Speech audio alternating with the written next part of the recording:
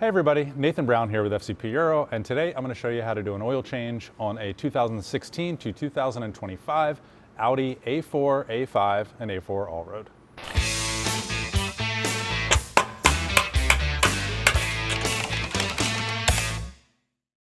Okay, so these cars are commonly known as the B9 and B9.5 variants. The B9 is going to be basically 2016 up to 2020, and the B9.5 is from 2021 and up. Now, these are all the Audi models in this range that have the 2-liter turbocharged engine. It is important to note there are some different engines and there are some different oil specifications from Audi depending on the exact year and model of the car. So the one we're working on today is a 2018.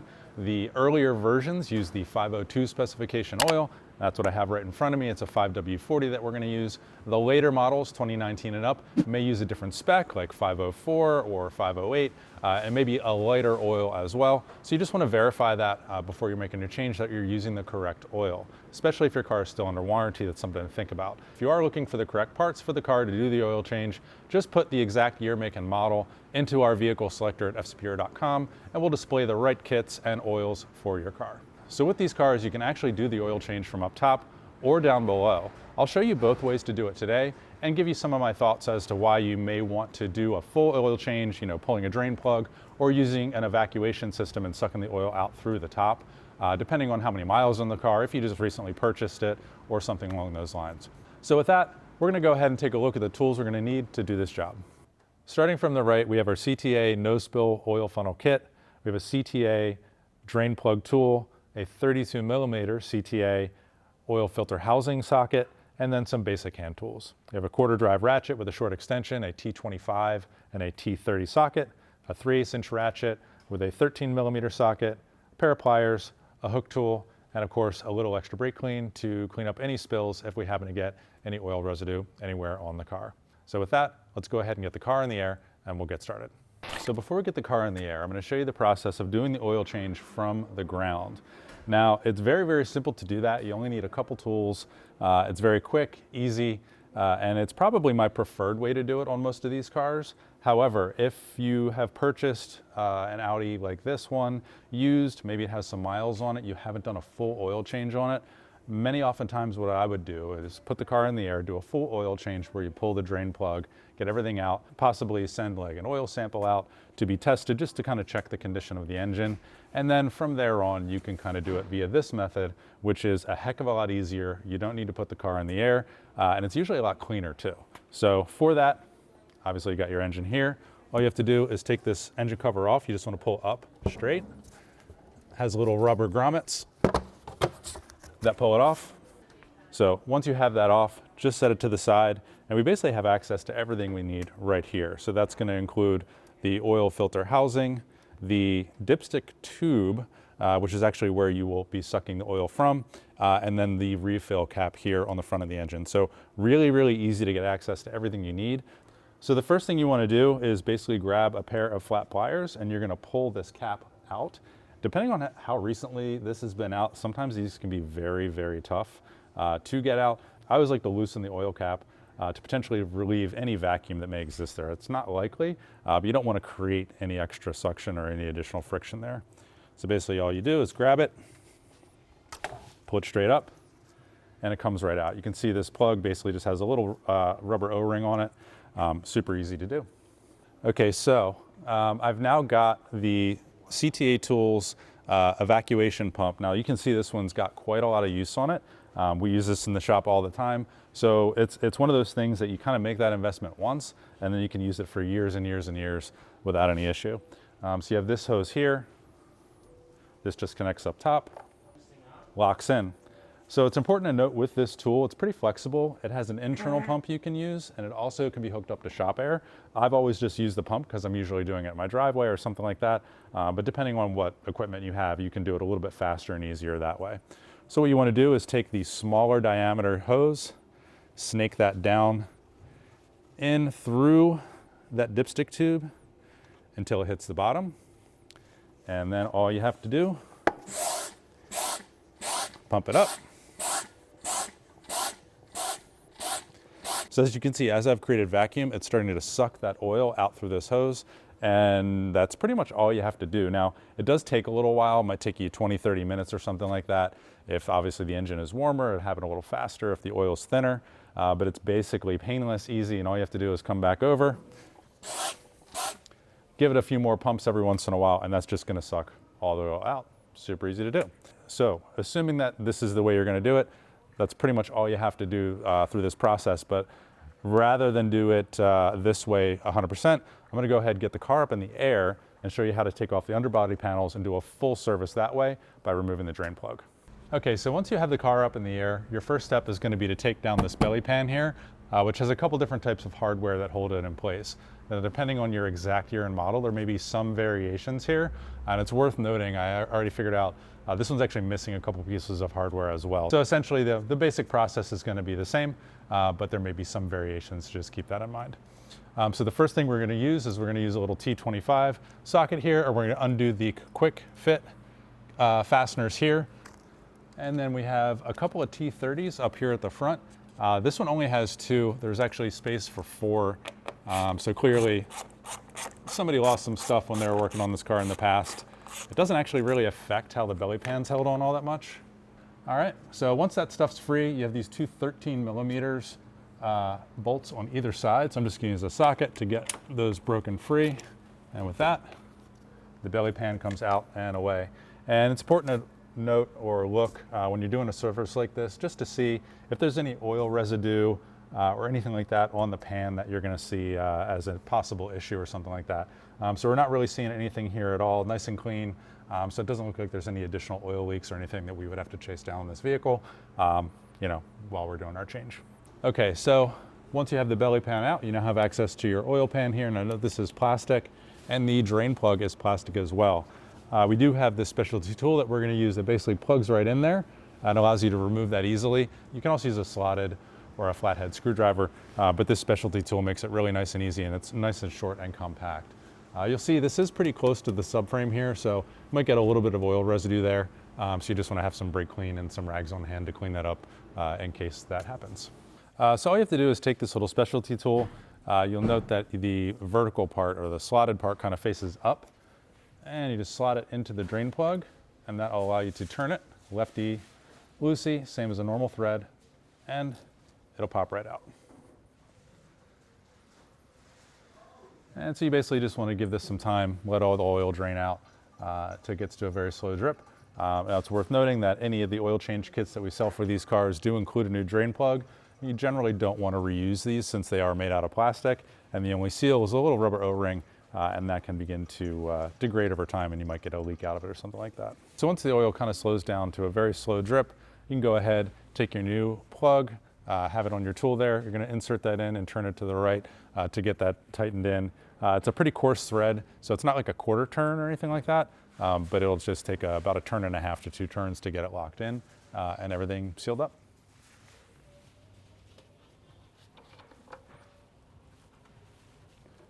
And it's going to click in. You know it's good to go. And with that, we're going to go ahead and clean up any little residual oil there, get the belly pan back on, get the car back on the ground, and I'm going to show you how to do the filter and then to do your oil fill. So now that we've got our drain plug back in, just simply take your belly pan, line it back up. It's really easy. It's got this little circular cutout here in the middle to get it under the front tray. And installation is the opposite of removal. I always will put these 2 13s back in just to kind of hold the pan in place. And there we go, just get it lined up and just put it in a few threads in. Don't tighten it all the way, and that way you can get the rest of your fasteners lined up without too much trouble. There we go. And we do our T25s. And there's a very light click. Basically push it up in, turn to the right, about 90 degrees, it'll click in. And it's important to do these by hand versus using a power tool because it's very easy to break the receiving hardware that locks it in. And it's also, you'll notice I'm not even using the ratchet for this. Clip it in. One more, good to go. And we're gonna do our front T30s here. Again, by hand. One, it's a pretty coarse thread, so it goes in quick. Two, it's going into the plastic radiator support. You definitely don't want to strip that out. And last but not least, our 213s. Get those snugged up, actually. Kind of thread it in by hand and then get it good. I will admit I'm not torquing these, probably should. The size of the bolt, it's probably around like 18 foot-pounds, but you really just want to make it nice and snug. It is going into an aluminum subframe, so you can't go too tight, but it's generally not going to loosen itself if you just get a good snug on it. So with that, we're done underneath the car. We can go ahead and get it lowered down. I'll show you how to change the oil filter out and go ahead and put oil back into this vehicle. So now we're back under the hood. If you were using the evacuation tool to suck the oil out of the oil pan, now would be the time you want to put your plug back in. So you want to note that the dipstick tube has these two flat sides here, and this plug goes in perpendicular to the engine block. And just use it by hand, just pop it in, clips in, good to go. So now we have our oil filter. We're going to use a 32 millimeter CTA oil filter socket. That just goes right on top. And I always recommend to have some towels handy. So you want to use as much force as necessary to get this off. It's a plastic housing, so you do want to be gentle. It does go into an aluminum oil filter stand, so you're not at least going plastic to plastic. And once it's mostly loose, you can go ahead and kind of finish it by hand and get your towel ready to catch any drips. And just basically hold it up top just for a second or two. Let any of the residual oil in the filter drain out, and that'll help to minimize those drips. So get it up.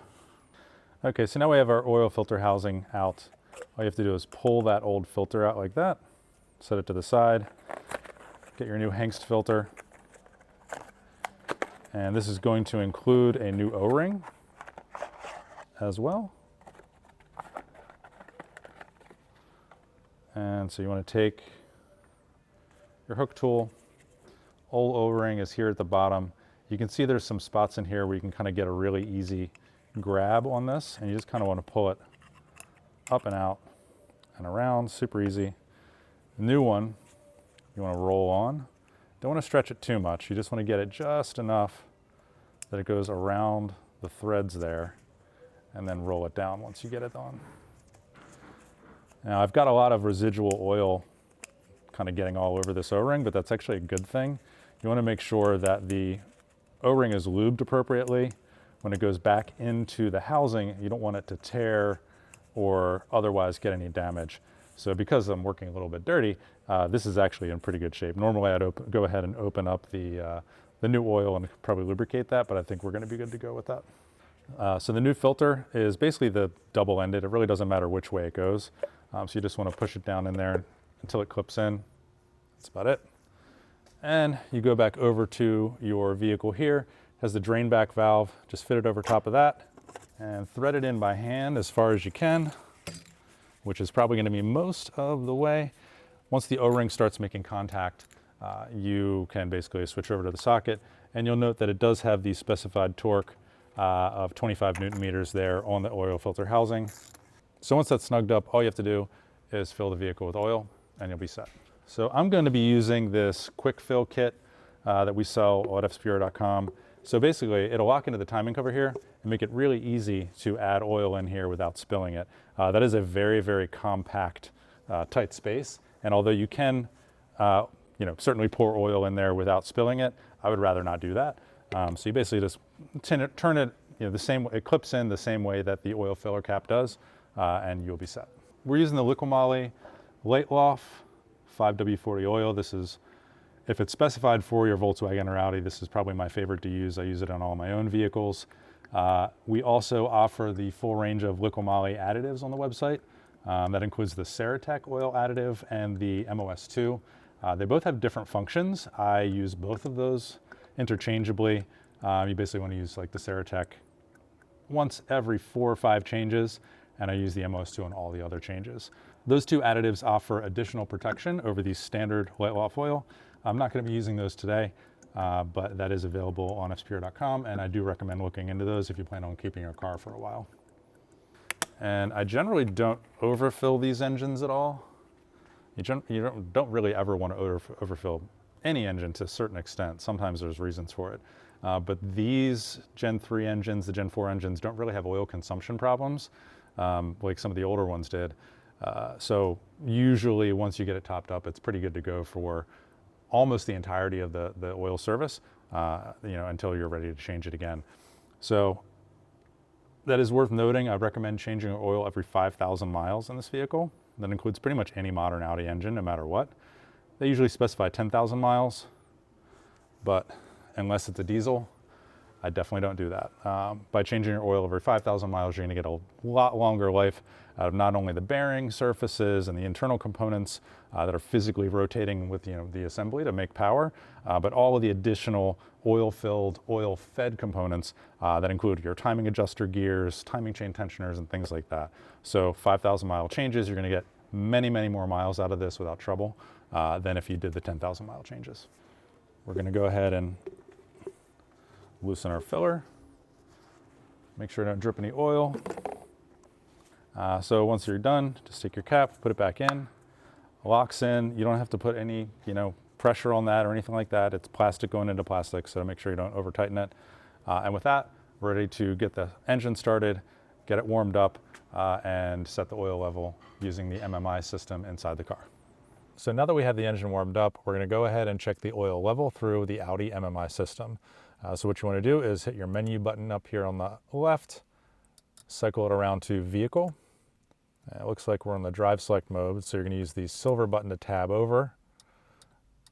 Go down to services and checks, hit that. And you see you have our different systems here. We're gonna tab down one to oil level, click that, oil level okay. And you see you have a chart here, there's a minimum and a maximum. So we put in 5.5 liters just about, which was perfect. We're right at the full max zone, and we should be set. So you always wanna make sure that when you're doing this, that the engine is fully warmed up, that the car is level, and that the engine is not running, and that is the way you wanna get an accurate oil level on your Audi A4, A5, or A4 Allroad. All right, so one last thing to do. We've checked our oil level, and you wanna go in and reset your oil service intervals. So down there, it'll give you your stats about how long the oil change has been due, how many miles, etc. We're just gonna tab down at the bottom there, reset oil change interval. Yes, we do. Your interval has been reset, and you are good to go. So with that, we're done with this DIY. All I need to do is put the engine cover back on up front, and we'll be good to go. So if you have any questions on this DIY, any thoughts, comments, etc., please be sure to drop them in the comment section below. If you want to see more videos like this, hit a like, subscribe to the channel, where we will have a lot more DIYs on vehicles just like this one, a lot more Audi B9s and things like that. And with that, I'll see you on the next one.